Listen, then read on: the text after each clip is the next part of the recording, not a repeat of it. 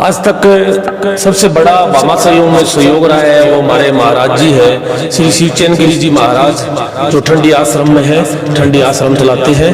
उनका सबसे बड़ा योगदान रहा है आज तक गौशाला में। जैसे हमने शेड निर्माण की बात की तो उन्होंने बढ़ चढ़ के मतलब सहयोग किया।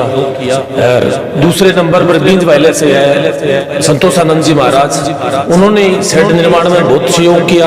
और भी जब भी हमें आवश्यकता पड़ती है, कचरे की आवश्यकता पड़ती है, किसी तरह की जरूरत पड़ती है, तो संतोषानंद जी और शिवचैन गिरी जी को हम कहते हैं तो हमें कोई दिक्कत नहीं आने देते जी। कितना बड़ा जो शेड वाला हमने शेड की नींव रखी थी तो 20 लाख का मतलब टारगेट था, अभी 20 लाख में शेड तैयार होगा, तो हमारे पास पैसे नहीं थे, तो उन्होंने खूब सहयोग किया और हमारा हौसला भी बहुत बढ़ाया कि आप इसकी नींव रखो, हम पूरा सहयोग करेंगे। और सहयोग किया और पूरे ग्रामवासियों ने, इलाके वासियों ने बहुत खूब सहयोग किया। भामाशाह खूब सारे भामाशाह है, और मैं नाम तो किन किन का लेके बताऊं, बहुत सैकड़ों भामाशाह ऐसे हैं जो जिन्होंने बड़ा योगदान दिया गौशाला को।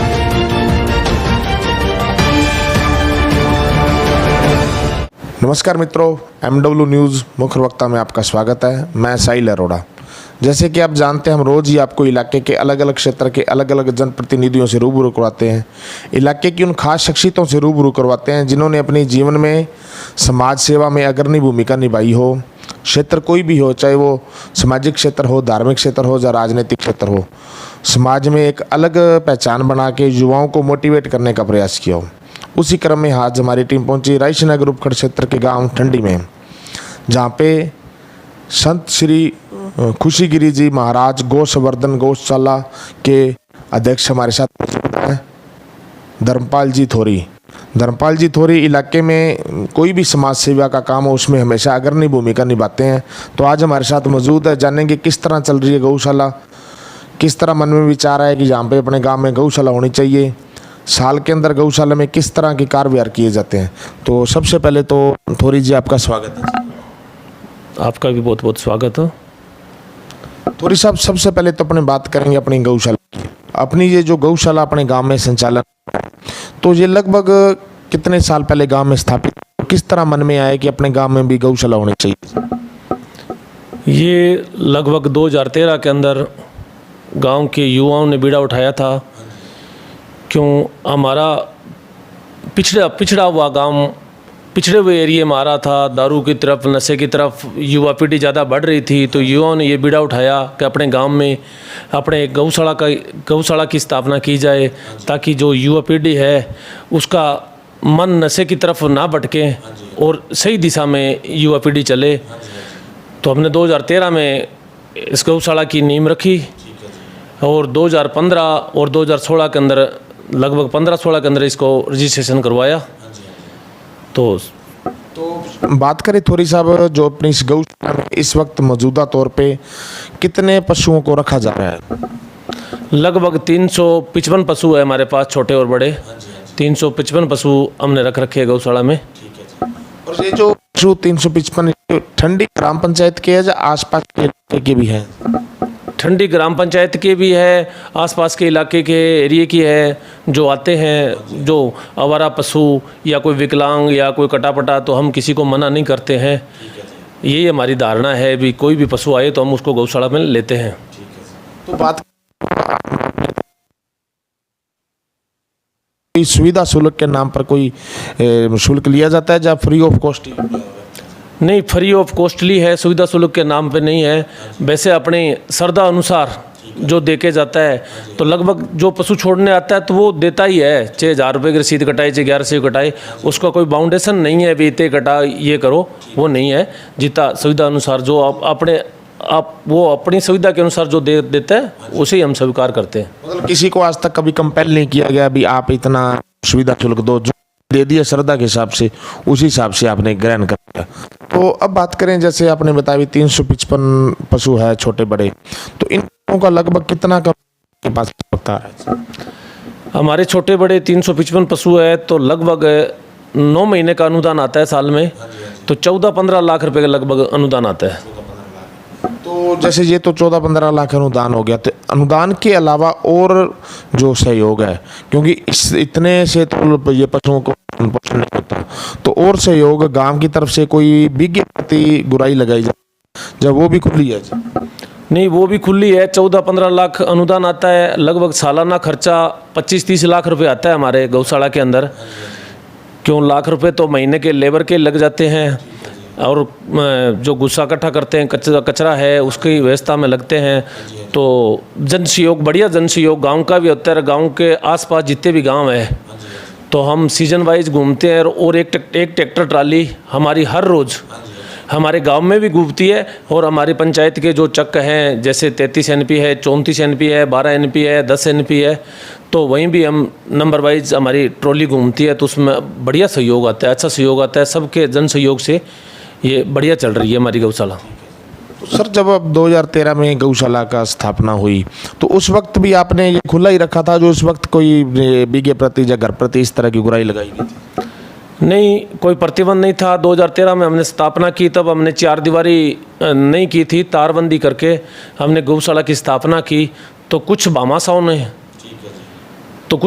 ने किसी ने कोई मतलब 100 फुट 4 दीवारी बना दी, किसी ने शेड बना दिया। तो भामाशाहों की देन से मतलब गौशाला की नींव खड़ी हो गई और गौशाला की स्थापना हो गई।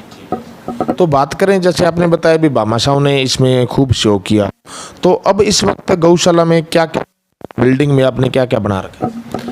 बिल्डिंग में हमारे 4 गौओं के लिए शेड बने हुए हैं। और हमारे सबसे बड़ी दिक्कत थी 2 साल पहले तक कि हमारे भंडारण की व्यवस्था नहीं थी। तो हमने पिछले साल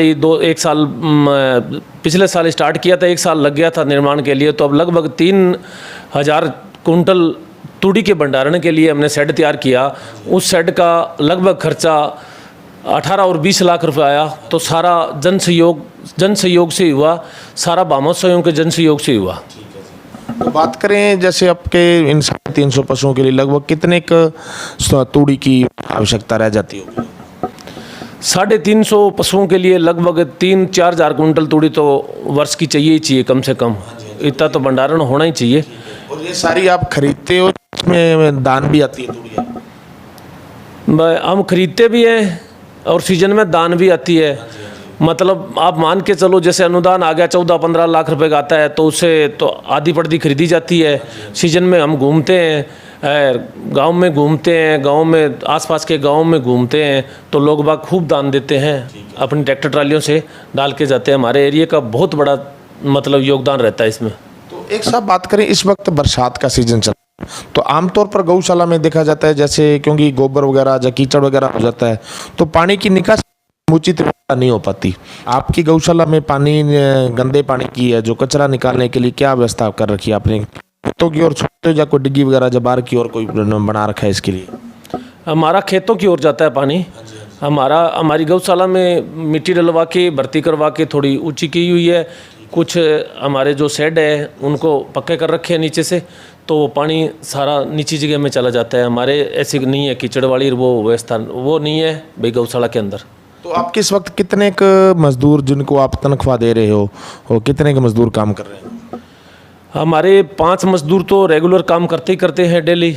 उसके अलावा जैसे अब हरे चारे का सीज़न चल रहा है, तो 2-3-4 मजदूर हम एक्स्ट्रा रखते हैं, एक ट्रैक्टर ट्राली एक्स्ट्रा रखते हैं 20-50 किलोमीटर तक। अब जैसे बींज वाले के हमारे वो महाराज जी हैं, वो बहुत हमारे सहयोग करते हैं। तो अब जैसे बींज वाले से हमारे आरा चल रहा है ज्वार का, तो हमने एक एक्स्ट्रा ट्रैक्टर ट्राली और 4 मजदूर लगा रखे हैं। तो वो सारा दान में आता है, लेकिन जो उसका लोडिंग का खर्चा है, जो मजदूरी का खर्चा है, वो अपनी गौशाला वहन करती है। तो बात की जाए, जैसे ये तो आपने बताया भी वो बींज वाला के जो महाराज है, वो तो लगातार हरे चारे का सेवन कर रहे हैं। उसके अलावा इन पशुओं के लिए कोई और भी, जैसे ठेके पे लेके नहीं बेचते हैं। हमारे गौशाला के नज़दीक में ही जोड़ पाइतन की जगह पड़ी है, तो उसमें हमने 5-7 बीघे तैयार कर रखी है। तो जैसे पानी मिलता है, पानी की ज़्यादा किल्लत रहती है ना, क्यों पानी की वो मोगी छोटी है, जैसे पानी की व्यवस्था होती है तो हम वहीं हरा चारा बीजते हैं, वैसे ठेके पे लेके नहीं बीजते हैं। जब ज़्यादा किल्लत आती है तो कहीं से ख़रीद लेते हैं, 2 बीघे 4 बीघे जहीं मोल मिलता है। पीछे ज्वार जैसा सीज़न चालू हुआ था तो हमने नानोवाला गांव से खरीदी, 12 NP से खरीदी, तो कुछ खरीद लेते हैं। और कुछ कुल मिला के भी कुछ खरीद लेते हैं और कुछ जन सहयोग से गौशाला का अच्छी तरह संचालन हो रहा है। तो अब थोड़ी सी बात की जाए, जैसे आपने बताया भी लगातार जो गौशाला में आमजन का सहयोग भी मिल रहा है, भामाशाहों का भी मिल रहा है, तो विशेष रूप से जो गौशाला में संचालन में किस तरह किनका मेन सहयोग रहा है आज तक देखा जाए तो? आज तक सबसे बड़ा भामाशाहों में सहयोग रहा है वो हमारे महाराज जी हैं, श्री शिवचैन गिरी जी महाराज, जो ठंडी आश्रम में है, ठंडी आश्रम चलाते हैं। उनका सबसे बड़ा योगदान रहा है आज तक गौशाला में। जैसे हमने शेड निर्माण की बात की तो उन्होंने बढ़ चढ़ के मतलब सहयोग किया। और दूसरे नंबर पर बींज वाइले से है संतोषानंद जी महाराज, उन्होंने शेड निर्माण में बहुत सहयोग किया। और भी जब भी हमें आवश्यकता पड़ती है, कचरे की आवश्यकता पड़ती है, किसी तरह की ज़रूरत पड़ती है, तो संतोषानंद जी और शिवचैन गिरी जी को हम कहते हैं तो हमें कोई दिक्कत नहीं आने देते। चाहिए कितना बड़ा जो शेड वाला हमने शेड की नींव रखी थी तो वो 20 लाख का मतलब टारगेट था, अभी 20 लाख में शेड तैयार होगा, तो हमारे पास पैसे नहीं थे, तो उन्होंने खूब सहयोग किया और हमारा हौसला भी बहुत बढ़ाया कि आप इसकी नींव रखो, हम पूरा सहयोग करेंगे। और सहयोग किया और पूरे ग्रामवासियों ने, इलाके वासियों ने बहुत खूब सहयोग किया। भामाशाह तो खूब सारे भामाशाह है, पर मैं नाम तो किन किन का लेके बताऊं, बहुत सैकड़ों भामाशाह ऐसे हैं जिन्होंने बड़ा योगदान दिया गौशाला को। तो थोड़ी सी बात करें, जैसे इस वक्त आजकल के समय देखा जाए तो जैसे आपने 2013 में बताया भी, इस वक्त भी युवा नशे की गर्त में जा रहे थे और आजकल तो बहुत ज़्यादा जैसे चिट्टा नामक नशा, जो चिट्टा स्मैक बहुत ज़्यादा हो रखा है। तो अपने गांव के जो युवा है नशे से कितना बचे हुए हैं और गौ सेवा के साथ कितना जुड़े हैं, गौशाला में कितना सहयोग करते हैं? हमारे गाँव के युवाओं ने एक अलग टीम बना रखी है जिसमें लगभग 31 है, 21 है जो मेंबर्स बना रखे हैं युवाओं ने, तो खूब सहयोग करते हैं। हर अमाउस और पुन्नू का तो उनकी तरफ से चारा खल वगैरह मतलब युवा टीम ही करते, हाँ सवामणि वगैरह वो करते हैं। हर रोज़ सुबह वो चारा डालने में पशुओं का खूब सहयोग करते हैं। हमें कोई आवश्यकता लगती है या हमें ज़रूरत पड़ती है तो हम उन युवाओं की जो कमेटी बनी हुई है उनको याद करते हैं, तो 1 मिनट में हाजिर हो जाते हैं गौशाला। तो बात की जाए जैसे मातृशक्ति की, कई गांवों में देखा जाता है कि मातृशक्ति युवाओं मतलब पुरुषों से भी ज़्यादा वहाँ पे सेवा करती। तो अपने गांव की जो मातृशक्ति महिलाएं हैं, बहनें हैं, कितना पहुँच पाती हैं, कितना समय निकाल पाती हैं गौशाला? मातृशक्ति हमारे अच्छा टाइम निकालती हैं। सुबह सुबह मातृशक्ति गाँव से आती है तो हरा चारा डालने में, जैसे दुधारू पशु है तो उनका दूध निकालने में हर तरह का सहयोग देता है। गांव का बहुत बड़ा सहयोग है हमारे मातृशक्ति का और युवाओं का। आपके गौशाला में कोई मंदिर भी बना रखा है? नहीं, मंदिर बना नहीं रखा है, मंदिर बनाने की सोच रहे हैं अभी। तो अपने गौशाला में कभी गौ कथा या भागवत कथा इस तरह का आयोजन भी हुआ? हाँ, धार्मिक आयोजन जो भागवत कथा है वो पिछले साल भी हमने करवाई थी, तो वो पिछले साल करवाई थी, अब और करवाएंगे अभी सोच। कथा से युवा मोटिवेट हुए? बहुत युवा मोटिवेट हुए, बहुत युवाओं का योगदान रहा और बढ़िया योगदान है हमारे गांव के युवाओं का। गौशाला के प्रति बहुत ध्यान रखते हैं युवा। तो बात की जाए जैसे गौशाला जो निर्माण कार्य, गौशाला में ये तो चलो बता दिया आपने, गौशाला संचालन में तो अनुदान हो गया जगह, निर्माण कार्य में अक्सर देखा जाता है MLA या MP उनका सहयोग देखने को मिलता है।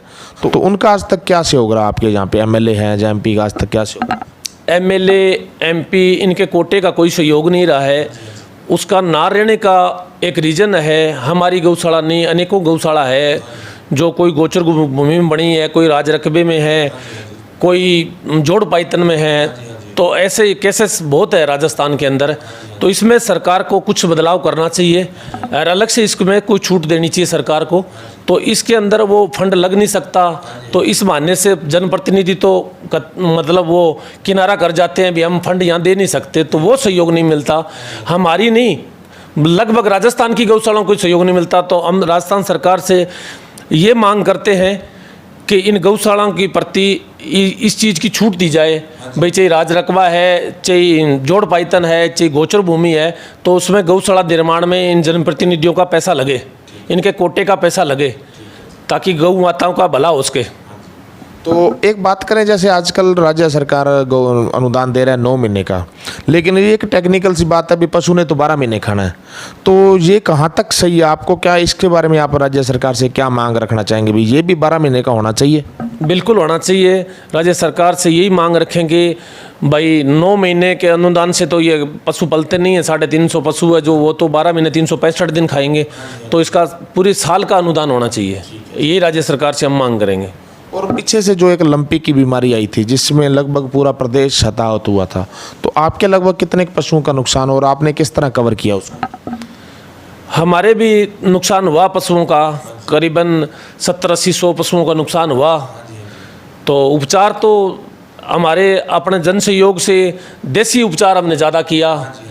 जैसे हमें पता चला भी वहाँ से देसी उपचार, नीम, जैसे नीम का वो काढ़ा है या जो भी देसी उपचार है, तो हमने देसी पे बहुत ज़्यादा फोकस किया, तो उससे हमें काफ़ी राहत मिली।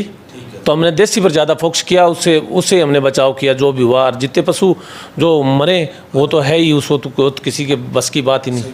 और जो अब टीकाकरण के लिए आपके यहाँ कोई राजकीय पशु चिकित्सालय बना हुआ है या कोई प्राइवेट ही? नहीं, राजकीय चिकित्सालय बना हुआ है हमारे गांव में, वो करते हैं टीकाकरण। डॉक्टर साहब अच्छा? हाँ, बढ़िया है। शुभकरण जी है डॉक्टर साहब, वो 3-4 साल 5 साल से तो वहाँ यहाँ उनकी पोस्टिंग है। अच्छा सहयोग कर रहे हैं, वो बढ़ चढ़ के कर रहे हैं। कभी इमरजेंसी जरूरत पड़े तो भी उनको कॉल करते हैं, तो रात को ही आ जाते हैं। बड़ा सहयोग दे रहे हैं वो। तो अब आपको हमारे चैनल के माध्यम से आपको आपके ग्राम क्षेत्र के, ग्राम पंचायत क्षेत्र के लोग तो देख ही रहे हैं, आसपास के गौ भक्त भी देख रहे हैं, इलाका वासियों से या राज्य सरकार से या युवाओं से क्या अनुरोध रहेगा आपका? युवाओं से मेरा यही अनुरोध है, यही अपील है कि नशे के प्रति ना बढ़ावा देके गौओं के प्रति गौशाला से जुड़े, चाहे मेरे गांव के हैं, हमारी पंचायत के हैं, चाहे हमारी तहसील के हैं, चाहे हमारे पूरे प्रदेश के हैं जो युवा है, तो वो इन गौ माताओं की तरफ थोड़ा ध्यान देके गौशालाओं से जुड़े और अपने साथियों को भी प्रेरित करें। भाई जो युवा पीढ़ी नशे में जा रही है, वो युवा पीढ़ी नशे में ना जाए और सही ढंग से, सही तरीके से सही चले। और सरकार से मेरा दोबारा ये अनुरोध है भजन लाल जी सरकार से कि अभी जो अनुदान है वो 9 महीने की जगह 12 महीने का किया जाए। और जो MLA MP इनका जो कोटा है उसमें हम जो राज रकबे की भूमि या गोचर भूमि या जो जोड़ पाइतन की भूमि है, तो उनमें छूट दी जाए भी, उनका जो कोटे का पैसा है वो भी गौशाला में लग सके। ठीक है जी। ये हैं जी संत खुशीगिरी जी महाराज गौ संवर्धन गौशाला ठंडी के अध्यक्ष धर्मपाल जी थोरी। धर्मपाल जी ने बताया कि 2013 में गांव में गौशाला की स्थापना हुई, 2015 में रजिस्ट्रेशन हुआ, अनुदान भी आ रहा है और अनुदान के साथ साथ जन सहयोग बड़ा ही शानदार मिल रहा है। भामाशाहों का भी मिला, खास करके जो बींजबाइला से महाराज संतोषानंद जी और गांव ठंडी के जो महाराज हैं संत शिवचरण गिरी जी, उनका सहयोग खास तौर पे मिला, शेड निर्माण में भी और हरे चारे में भी। और खास करके युवाओं का बड़ा ही अच्छा ध्यान है गौशाला की तरफ। युवा सुबह शाम आते हैं गौशाला में, पूरी सेवा करते हैं। खास करके पूर्णिमा और अमावस को बड़ी शानदार ढंग से सेवा की जाती है।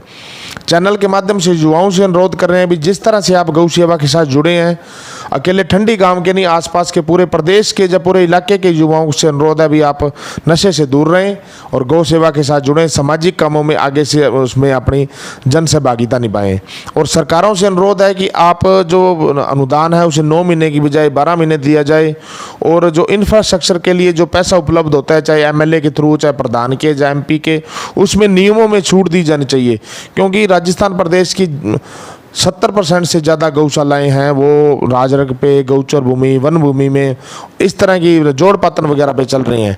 तो इसमें भजनलाल सरकार जल्दी से जल्दी इस मामले में संज्ञान लेवे और इसमें नियमों में छूट दी जाए। ठीक है जी। MW न्यूज़ में समय देने के लिए धन्यवाद।